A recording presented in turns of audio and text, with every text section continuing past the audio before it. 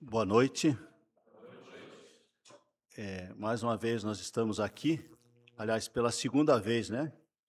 Nós estamos aqui e é uma alegria rever os irmãos. E desde já nós queremos agradecer por aqueles que nos hospedaram, né? E é uma alegria a gente poder ser assim acolhido pelos irmãos e só o Senhor pode recompensar aquilo que vocês têm feito por nós. Na última vez que estivemos aqui, não sei se os irmãos lembram, nós estudamos sobre Ana, mas nós também, na ocasião, nós comentamos sobre o nosso coração. E eu quero fazer uma leitura com os irmãos, aliás, são 3 pequenos textos que nós vamos dar continuidade essa noite e que o Senhor possa nos ajudar na compreensão da sua palavra. O primeiro texto está em Provérbios, capítulo 4. Melhor, é um versículo que está lá, Provérbios capítulo 4.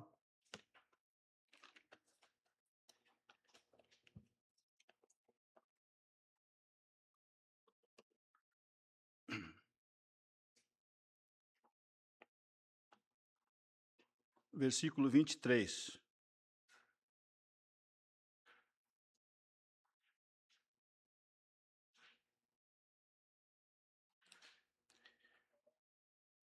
Diz assim: sobre tudo o que se deve guardar, guarda o teu coração, porque dele procedem as saídas da vida.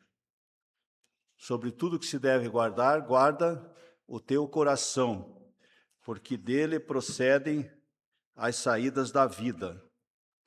Agora eu quero ler outro texto que está em Filipenses, no capítulo 2.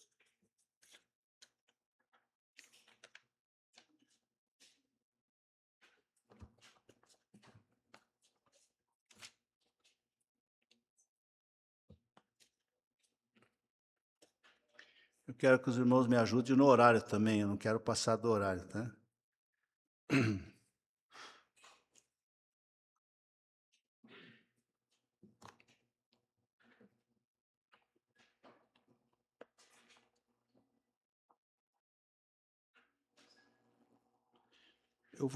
Nós vamos ler a partir do versículo 1, mas depois nós vamos enfatizar mais o versículo 7, o versículo 8 e do 9 até o 11.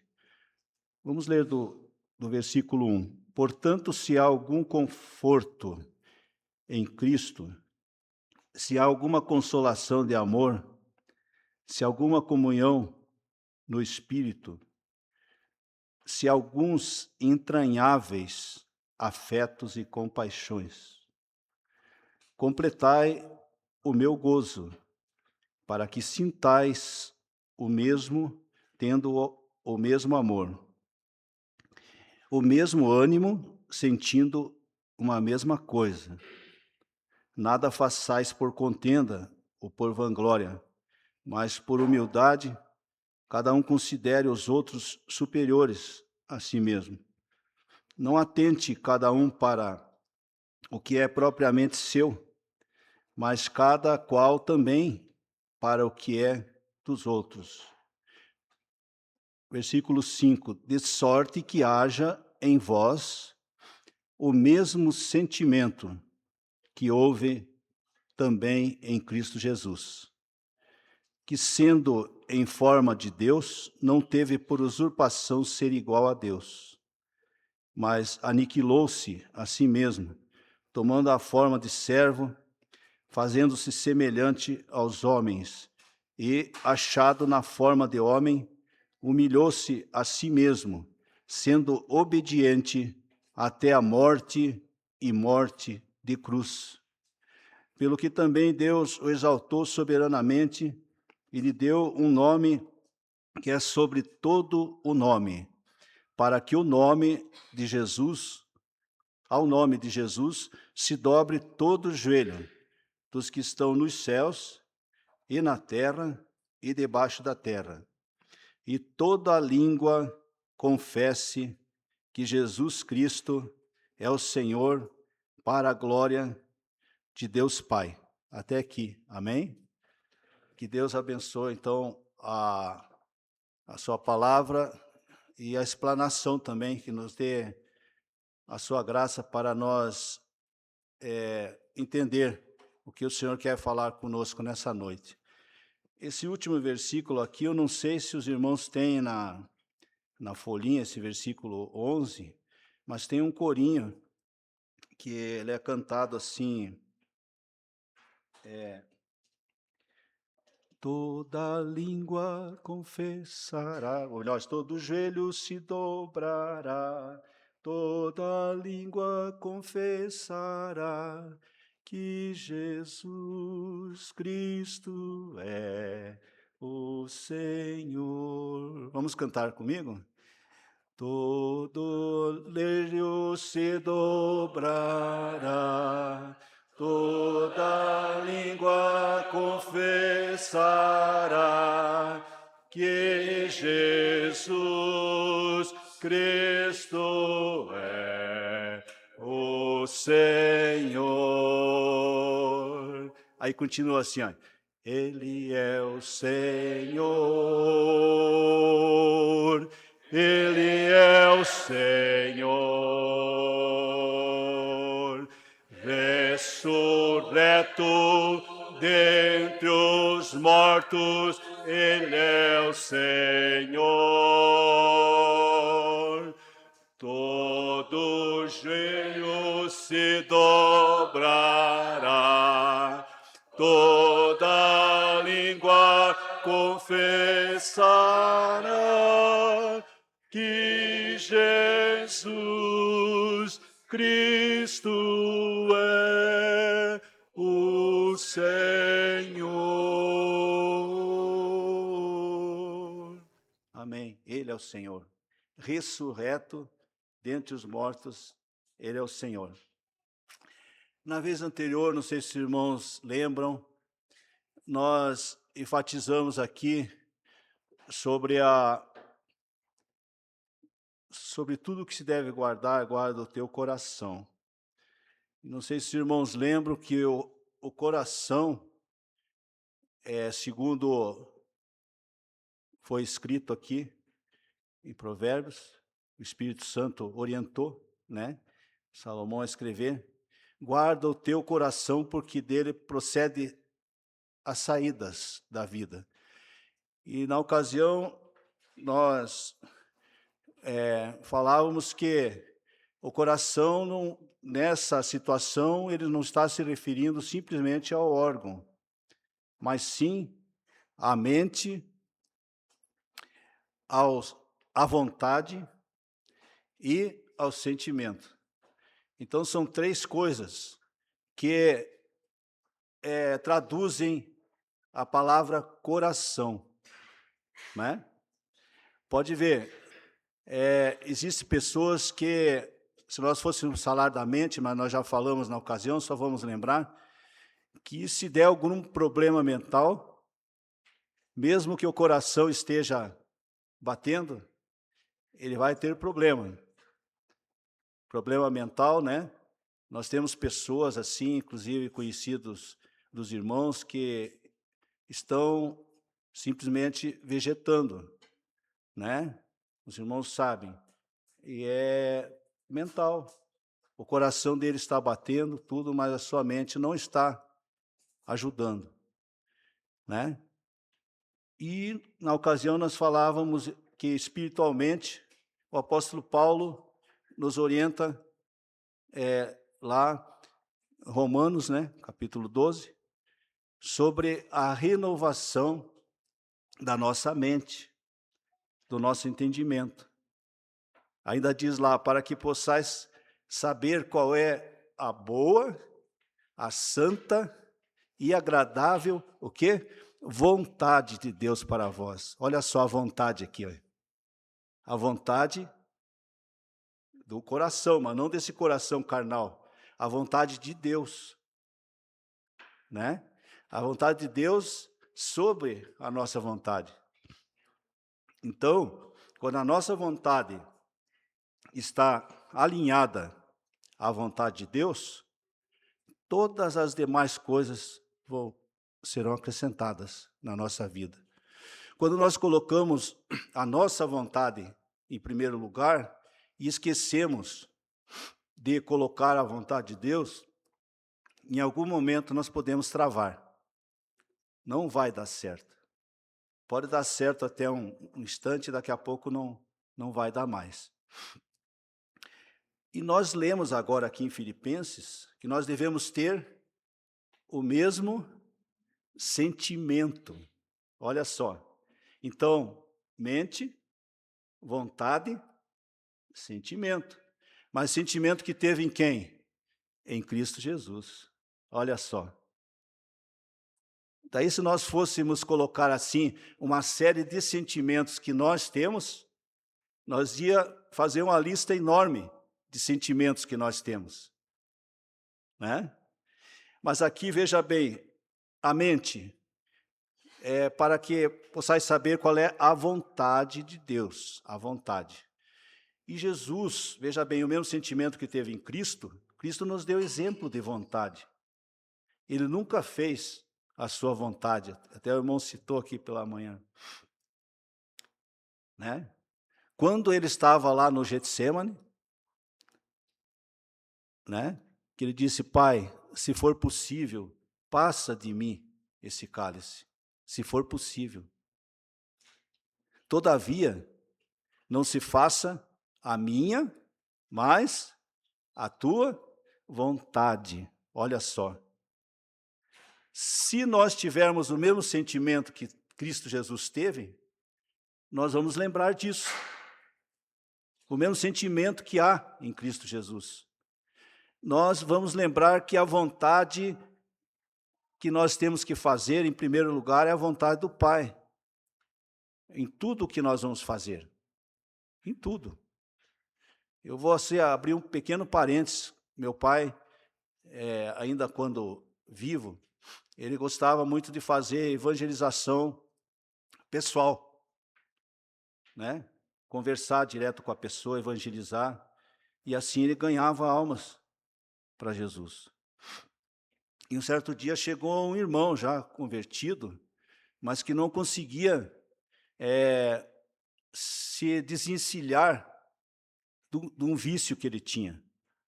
Aliás, 2 vícios. Um era o cigarro e outro era a bebida. E eu acompanhava meu pai nessas visitas que ele fazia, e eu fiquei exortado com uma orientação que ele deu para aquela pessoa. A sabedoria que ele usou. Eu vi que aquela sabedoria veio de Deus, apesar de ser uma coisa simples, mas que falou na linguagem que a pessoa pôde entender. Ele disse assim, olha, faz tempo que você está pedindo oração por isso. E faz tempo que a gente ora para que você seja liberto. Então eu vou fazer o seguinte, você ouviu falar sobre a vontade de Deus? Aí ele ficou meio assim, como assim, né? Diz, não, tudo que a gente for fazer tem que estar alinhado à vontade de Deus. Se não tiver, está errado. Assim, então, o que eu vou fazer? Não, se faz o seguinte, antes de você tomar aquela dosezinha, você ora para ver se é da vontade de Deus mesmo. Aí ele, não, aí eu não posso fazer isso. Então, se não pode, não faça. Se não pode, não faça. Porque às vezes tem pessoa que pede oração e tal, e ora, mas ele não se esforça para se libertar daquilo. E esquece que ele é um salvo, e que ele pode se dirigir a Deus através de Cristo, e dizer igual Cristo falou, seja feita a tua vontade, ó Deus, e não a minha. Então, quando ele está sendo dirigido pela vontade de Deus, não vai ter problema, né? Então, veja bem, o mesmo sentimento que está em Cristo Jesus. A vontade é do Pai, não é dele. Depois, o sentimento, que é uma das partes do coração, nós podemos lembrar, que o irmão até falou hoje de manhã, da humildade do Senhor Jesus, da humildade e da humilhação também. Sendo ele um filho de Deus, o único, unigênito, ele desprendeu-se da sua glória. Nós lemos aqui, ele esvaziou-se de si mesmo e tomou o quê? A forma humana. Quando a gente pensa na forma humana, materialmente falando, nós logo pensamos na manjedoura. Logo nós pensamos na manjedoura. O irmão orou nessa manhã, dizendo assim que o Senhor podia ter nascido num berço de ouro, né?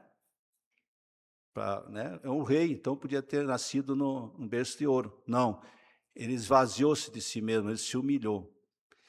E ele veio humilde, nascer numa manjedoura. Mas naquela manjedoura não estava simplesmente um bebezinho.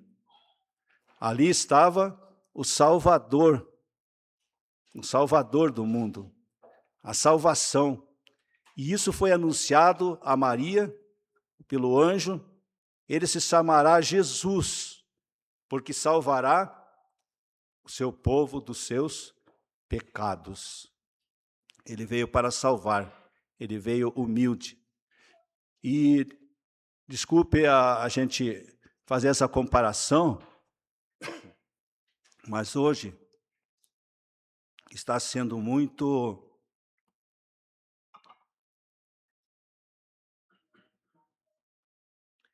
mal interpretado a questão da manjedoura. Por onde vocês passarem nessa época, vocês vão ver manjedouras, presépios e outras coisas montadas e armadas, como se tivesse falando alguma coisa do Salvador, mas não é. Aquilo lá não é. Né? É apenas um chamariz para atrair pessoas e para até, desculpa eu falar, mas para vender produtos nessa época, né? Pessoas que pegam o seu dinheirinho lá do 13º e gastam tudo comprando coisas porque é Natal. E acabam esquecendo da manjedoura. Acaba esquecendo que o menino que estava lá na manjedoura, ele já é um presente de Deus para nós. Ele já é um presente, né? Porque Deus amou o mundo de tal maneira que deu o seu Filho. Ele deu o seu Filho unigênito, para que todo aquele que nele crê não pereça, mas tenha a vida eterna. Essa digamos assim, a verdadeira razão da manjedoura. Né? Não havia para ele lugar na estalagem. Foi orado hoje pela manhã, sim. Não havia. Né? Como não há hoje pessoas com o coração aberto para receber o Senhor Jesus. Tem que abrir o coração. Tem que abrir a sua mente, né? Renovar a sua mente para saber qual é a vontade de Deus, qual é a vontade do Espírito Santo também, que é ele que convence o homem do pecado, né? Da justiça e do juízo. Então, o sentimento, olha bem, o mesmo sentimento que teve em Cristo, a humildade, ele nos deu exemplo de humildade, por onde ele passou no seu ministério, né? Mas um dos exemplos, irmãos, eu estava meditando, um dos exemplos maiores é a compaixão que Jesus tinha e continua tendo, né? Mas veja bem, para nós termos o mesmo sentimento que há em Cristo Jesus, nós também temos que ter compaixão, né? Assim como ele teve, nós também temos que ter. E o que é compaixão? Quando nós lemos lá em Romanos capítulo 5, no verso 5, diz assim que o amor de Deus foi derramado nos nossos corações pelo Espírito Santo. Então, quem não tem o amor de Deus no seu coração, não tem compaixão. Porque a compaixão, ela é firmada no amor de Deus. Às vezes a pessoa olha uma pessoa necessitada que está precisando, né? E fica com dó daquela pessoa, né? Dó, para mim, é uma nota musical, né? Ou então pena. Ah, não, eu estou com pena, eu estou com dó. Mas o que você faz para que aquela pessoa saia daquela situação? Jesus nos deu esse exemplo, né? Ele se movia, diz lá, de íntima compaixão. Então, íntima quer dizer aqui, ó, está enraigada, é um sentimento. Está entranhada em nós a compaixão. Não é simplesmente daqui da boca para fora, é mostrando. Então, Jesus, ele se movia de íntima compaixão quando ele via alguém sofrendo, né? A gente sabe as histórias. O paralítico de Betesda, próximo à porta das ovelhas, Jesus passando por ali, ele viu, ele sabia a história do paralítico? Não, ele não sabia. Mas ele se moveu de íntima compaixão por aquele homem. E aquele homem foi curado e foi também salvo. Porque quando Jesus curava, ele dizia assim: vai, a tua fé te salvou. Por que ele dizia isso? Porque a salvação está no crer. A salvação é pela graça, como foi falado nessa manhã.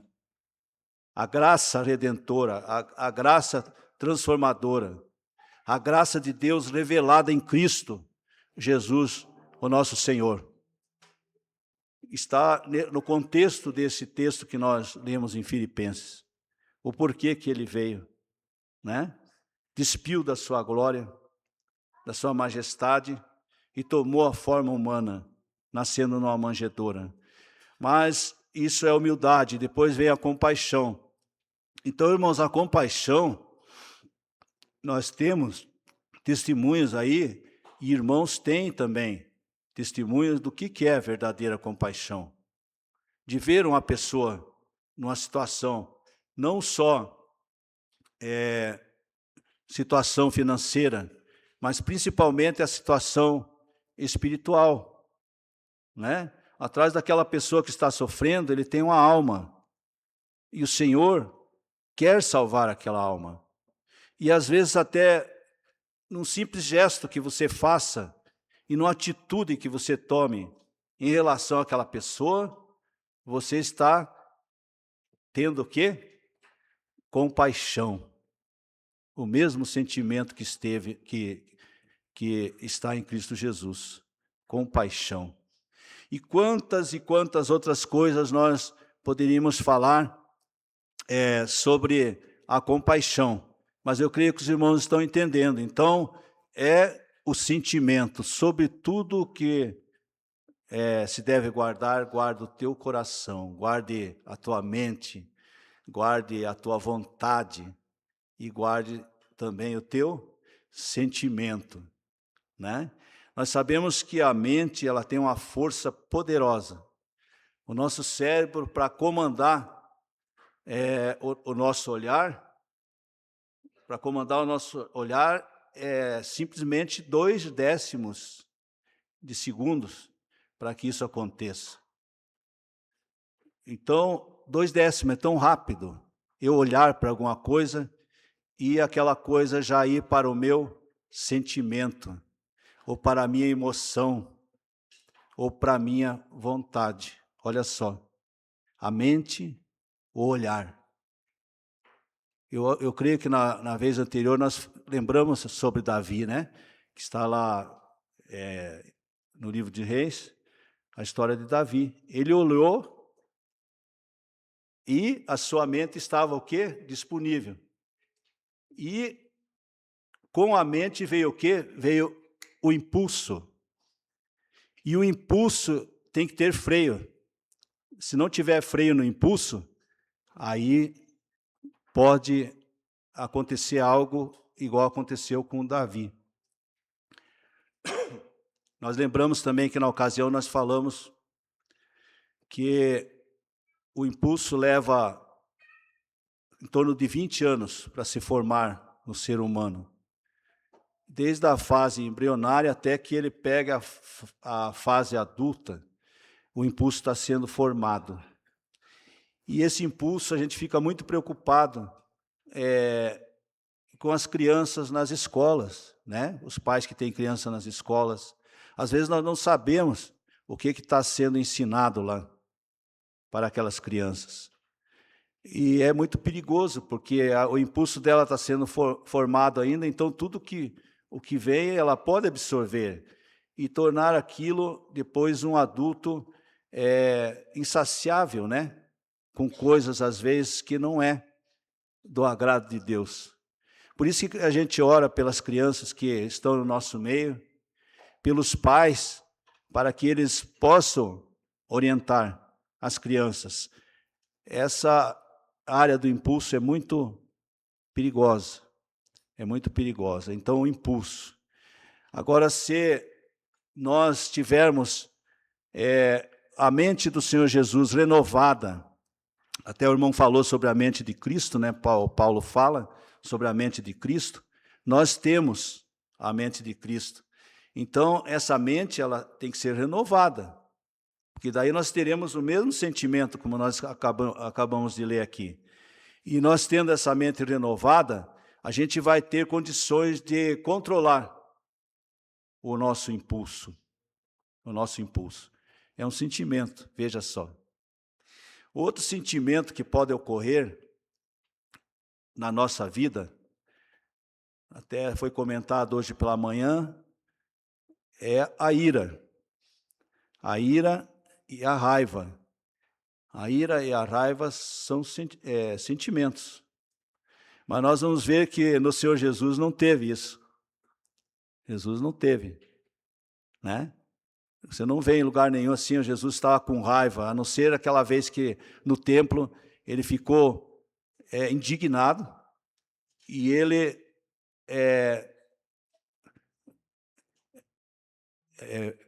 espantou, né, os cambistas que estavam ali no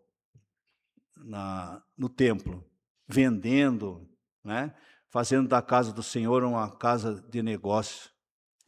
E quantas vezes a gente vê isso por aí, né, nos dias de hoje, fazendo da casa de Deus, a igreja física, uma casa de negócios, né? Porque a casa espiritual de Deus somos nós. Nós somos igreja, né? A casa espiritual de Deus somos nós. O templo do Espírito Santo. Não sabeis vós que sois o santuário de Deus e que o Espírito Santo habita em vós? Opa, então eu tenho que ter um sentimento controlado. Até para falar aqui para os irmãos, eu tenho que orar, e não é pouco, eu tenho que orar, e eu tenho que pedir, Senhor, ativa em mim a tua mente, para que eu possa sentir do teu Espírito o que eu posso falar e aquilo que eu não posso falar. Então, irmãos, não é fácil para quem prega a palavra, para quem traz o estudo da palavra, se ele não estiver alinhado com o propósito de Deus. Se ele não estiver de acordo com a vontade de Deus, é melhor que ele nem se manifeste. Então, isso é importante para os irmãos saber que quando a palavra vem, ela vem primeiro para quem está aqui em cima, e a partir dessa pessoa que está aqui em cima, ela é transmitida para quem está ouvindo, né? E todos, sendo da vontade de Deus, todos estão de acordo O seu coração está aberto, o seu coração está contrito, né? Mas eu estava vendo aqui nesse texto, continuando aqui no capítulo 2 de Filipenses, se os irmãos estiverem com a Bíblia aberta, o versículo 7 diz assim: mas aniquilou-se a si mesmo, tomando a forma de servo, fazendo-se semelhante aos homens. Aqui é a figura da manjedoura que nós acabamos de falar agora há pouco. É forma de servo. Jesus veio para servir. Ele diz assim: eu não vim para ser servido, eu vim para servir. E veio também para dar a sua vida. Por isso que diz aqui, ó, ele aniquilou-se a si mesmo, tomando a forma de servo. Eu vim para servir. Servir não é aquele servo que é escravo. É aquele que serve ao Senhor Jesus. Aquele que serve ao Senhor Jesus no seu serviço. Ele presta o seu serviço ao Senhor com alegria, com ânimo. Eu creio que esse é um sentimento também, de ser, né, atuante, né? Seja firme, como diz a palavra, firmes e constantes, e sempre abundantes na obra do Senhor, sabendo que o vosso trabalho não é vão no Senhor. Um dia, todos nós teremos a recompensa por aquilo que fizemos, mas também por aquilo que deixamos de fazer. Sempre tem uma recompensa. Então vamos cuidar. Estamos fazendo algo? Estamos tendo compaixão? Estamos servindo ao Senhor com alegria? Né? É um sentimento. Né? Eu acho até interessante o versículo 2, quando Paulo diz assim aos Filipenses: completai o meu gozo, para que sintais, tendo o mesmo amor, o mesmo ânimo, sentindo a mesma coisa. Ó, o verbo sentir aqui, ó. Sintais o mesmo e o mesmo ânimo, sentindo uma mesma coisa. Sentimento. O sentimento. Então ele está falando aqui de sentimento. E vai, né? Sintais o mesmo sentimento. Daí vem o versículo que é praticamente o versículo-chave, né? Que de sorte haja em vós o mesmo sentimento que houve também em Cristo Jesus. O versículo 8, achado em forma de homem, humilhou-se a si mesmo, sendo obediente até a morte e morte de cruz. Aqui nós não vemos mais a manjedoura, nós vemos a cruz. Nós vemos a cruz. Nós vemos ele aniquilou-se e agora ele está sendo morto, né? Achado em forma de homem, humilhou-se a si mesmo, sendo o quê? Obediente até a morte e morte de cruz. Olha a outra característica aqui, ó. Obediência. Obediência. Hoje o irmão citou pela manhã aqui sobre a desobediência. Foi o primeiro pecado, digamos assim, no Jardim do Éden, né?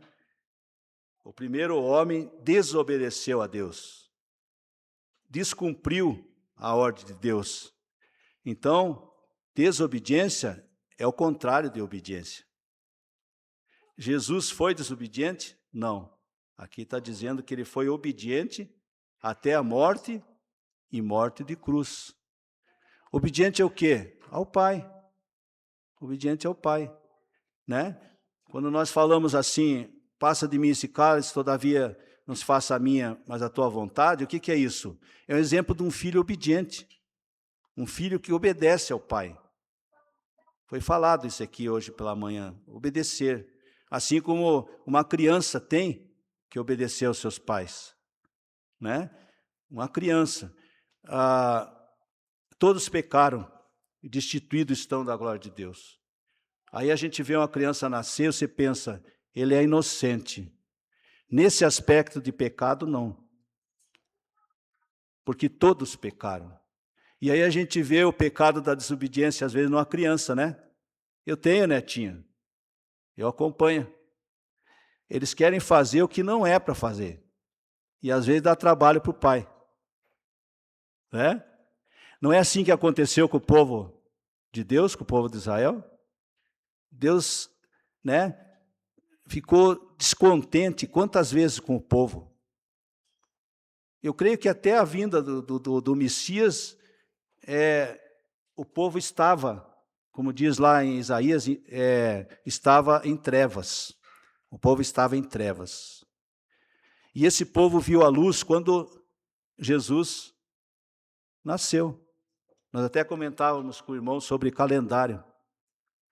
É tão significativa a vinda do Senhor Jesus que todo mundo obedece o calendário. Nós estamos no ano 2025 e ainda diz ano Domini. O que é? Depois de Cristo. Depois de Cristo. Olha só, por que todos acompanham o calendário certinho, mas não procura ver quando iniciou esse calendário? Por que iniciou esse calendário? Porque um menino nasceu. E dali para cá começou a contar os anos. Mas pouca gente para pensar no menino. Eles pensam em outras e outras e outras coisas, né? Nós estávamos aqui hoje pela manhã reverenciando o sacrifício do Senhor Jesus. É feito isso sempre no primeiro dia da semana, como de praxe. Mas nós sabemos, e até comentamos com os irmãos, que a palavra diz assim, todas as vezes, né? Todas as vezes que comerdes desse pão e beberdes desse cálice. Então, podia ser mais vezes? Poderia, mas a nossa condição é essa, mas nós estamos fazendo. Todas as vezes que fizerdes, nós estamos fazendo, né? Mas tem outros que não fazem. Outros fazem uma vez por ano. Outros não creem no sacrifício do Senhor. Eu estava até comentando com o irmão Carlos, a gente fez uma visita na cidade do interior de Goiás, para um senhor que é fundador da cidade. Ele está com 94 anos. E ele está acamado. Mas ele falou com todas as letras, e é sempre que a gente vai falar do Evangelho para ele. Ele falou com todas as letras, eu não creio no Senhor Jesus.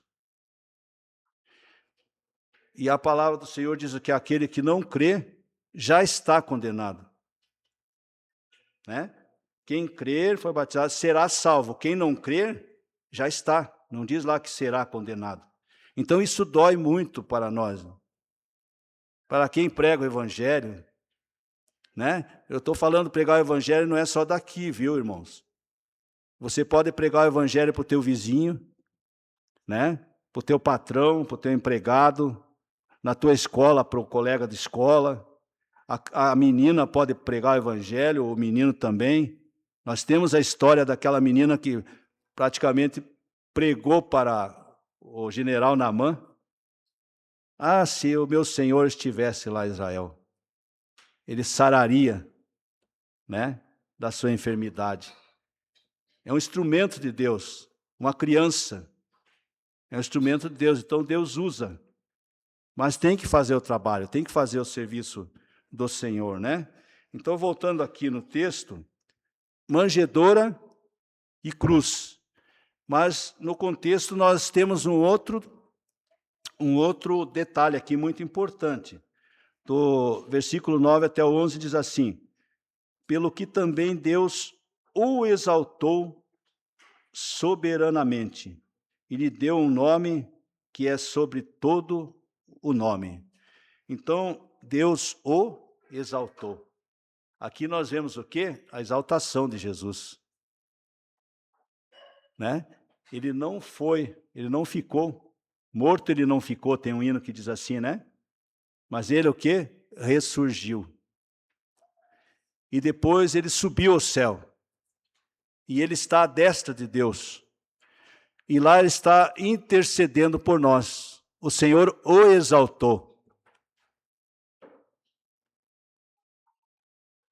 Veja bem, ele primeiro se humilhou. Ele primeiro foi à morte. E depois Deus o exaltou. Então, irmãos, a humildade é muito importante na nossa vida. Procure a humildade. Não precisa você dizer que é humilde, porque se você disser que é humilde, você já está se exaltando, né? Mas seja humilde, demonstrando essa humildade, né? Como o seu sentimento de Cristo Jesus você estivesse sentindo também. Mas não pense em se exaltar, porque você pode ser humilhado. Mas pense na humildade, porque no momento certo o Senhor exaltará. A exaltação do Senhor Jesus não foi exaltação de soberba, de coisa assim humana, não. Foi o próprio Deus que o exaltou, né? Por causa da sua atitude, da sua obediência, né? Da sua reverência ao Pai. Ele nunca desobedeceu ao Pai. Então nós como filhos de Deus, né, co-herdeiros de Cristo, nós devemos ser obedientes. Paulo, lá em Efésios 6, ele fala: vós, filhos, sede obediente aos vossos pais. E ainda diz: como ao Senhor. Como ao Senhor, vós, filhos. Então, se nós somos filhos de Deus, nós devemos ser obedientes, assim como o Filho de Deus, unigênito do Pai, foi obediente. E ele nos deu exemplo de obediência. Eu já estou concluindo, eu não sei se eu estou no horário, mas não quero passar, né? Aí, só para concluir, nós lembramos também, falando em ira, né? E raiva, nós estamos estudando lá com os irmãos o livro de Jonas. E a gente foi até o capítulo 2.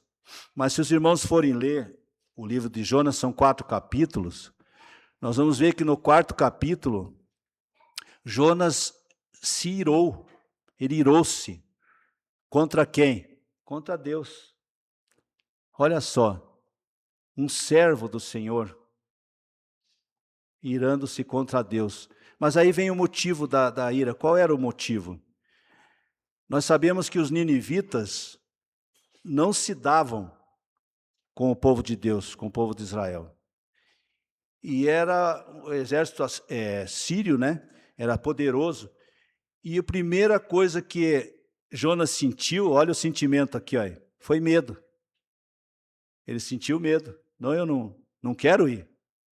Mas ele também fez o quê? Desobedeceu a Deus. Desobedeceu a ordem do Senhor. Olha aí o filho desobediente. O que aconteceu? A mão do Senhor pesou forte sobre ele, né? Nós sabemos a história. Desceu para o navio que ia para Tarsis e tal, depois desceu para o porão do navio, depois desceu para o ventre do grande peixe, até que lá do ventre ele pediu a misericórdia do Senhor, e depois na oração dele diz assim: Senhor, eu vou fazer o teu trabalho se eu sair, né, desse lugar aqui. O Senhor teve misericórdia dele. O Senhor teve misericórdia. E fez com que aquele peixe vomitasse ele lá na praia.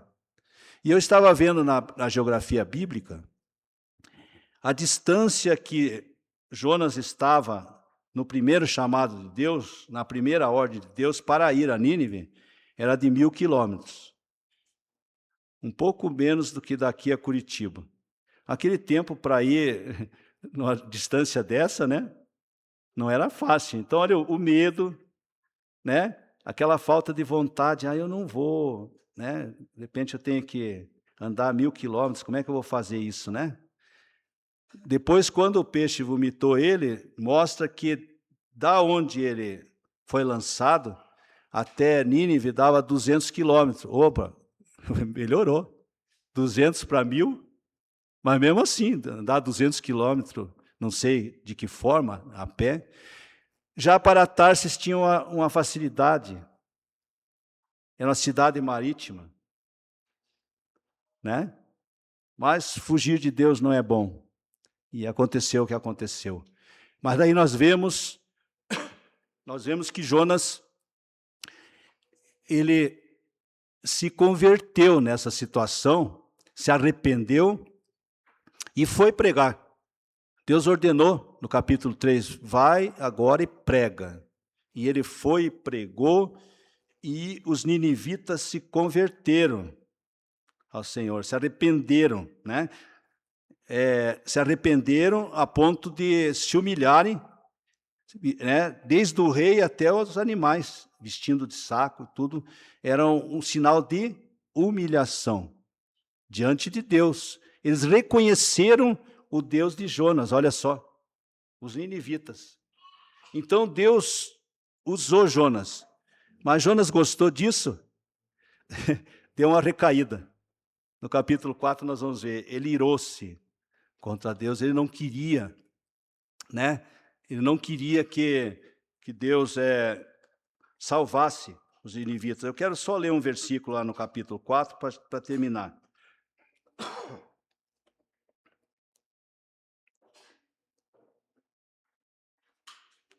O versículo 9 do capítulo 4.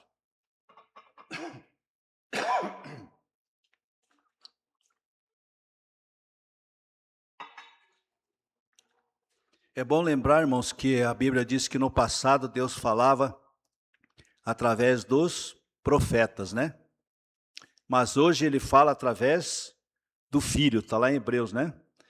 E agora aqui, olha, Deus falando com Jonas, ó, versículo 9. Então disse Deus a Jonas, é acaso razoável, sim, que assim te enfades por causa da boboreira?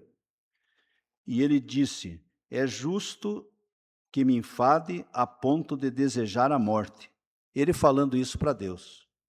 Quando chega no versículo 10, e disse o Senhor, tiveste compaixão da boboreira? Olha a palavra compaixão aqui, ó, né? Tivesse compaixão da boboreira, na qual não trabalhaste, nem fizeste crescer, que em uma noite nasceu e em uma noite pereceu? Versículo 11, e não hei de eu ter compaixão da grande cidade de Nínive, em que estão mais de 120.000 homens, que não sabem discernir entre a sua mão direita e a sua mão esquerda, e também muitos animais. E assim terminou o livro de Jonas. Terminou o capítulo 4. Olha só a situação de Jonas, né? Ele, como servo de Deus, ele devia se alegrar pela conversão daqueles homens. E o que ele devia fazer? Ontem eu vi até um irmão falando assim, de permanecer do lado daquela pessoa que foi ganha para Cristo, ou que está precisando de um auxílio, permanecer do lado dele, discipulando, evangelizando. Jonas podia pensar nisso. Dizer, não, eu vou permanecer na cidade e eu vou dar continuidade no trabalho. Já que eles se converteram, já se arrependeram, eu vou continuar discipulando, eu vou continuar ensinando, eu vou mostrar para eles a palavra. Não, ele queria morrer. Ele queria morrer porque Deus salvou. Olha só, irmãos, longe de nós essa vontade de irar-se contra Deus, essa vontade, olha bem, sobre tudo que se deve guardar, guarda o teu coração, guarda a tua mente, guarda a tua vontade, guarda o teu sentimento, que não haja ira, né? A gente podia ir mais além sobre a ira, mas tem muitas referências bíblicas sobre isso, né? Ireis, mas não pequeis, e uma série de outras referências. Mas eu gostaria que o Senhor, nessa noite, pudesse esclarecer melhor na mente, no coração dos irmãos, a sua palavra. aquilo que falamos sobre o coração, sobre a mente, sobre a vontade e sobre o sentimento. Que haja em nós o mesmo sentimento que há em Cristo Jesus. Amém? Amém.